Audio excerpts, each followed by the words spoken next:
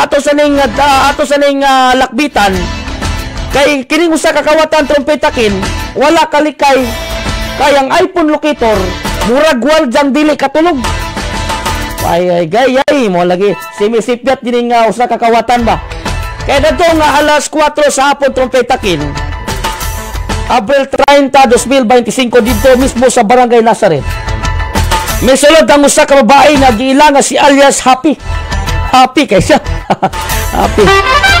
40 anyos sa Marawi City sa balay sa abogado nga si usa ka abogado sa balay sa usa ka abogado.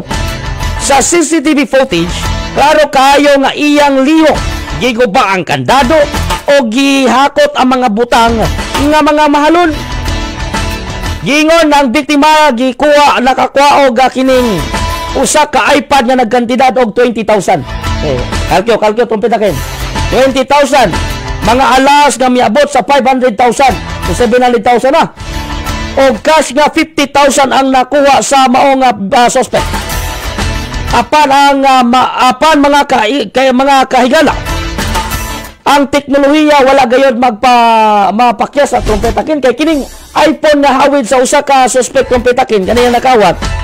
Ado naman di ay locator. So mo ka to pagkaibawan niya dunay locator. Kini nga nagtumbok sa lugar kung asa paingon ang suspetsado padulong dito sa Pil Makabalan. Ay naman nila nalokate man dito sa kapulisan. Wagid mas tala siguro iPhone trumpetakin mo.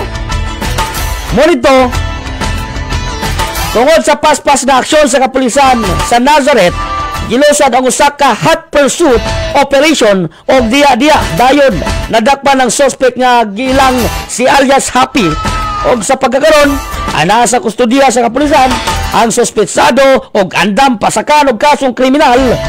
Siguradong magatubang siya sa balaod og maghatag og hustisya sa biktima. Mo na mga binatid sa Pinoy. Mo na happy. Pero at least happy. Alias happy mga binati. Happy kung iya gitong nakuha nga wa nadakpan karon sad na pud siya mga binating tigpamina.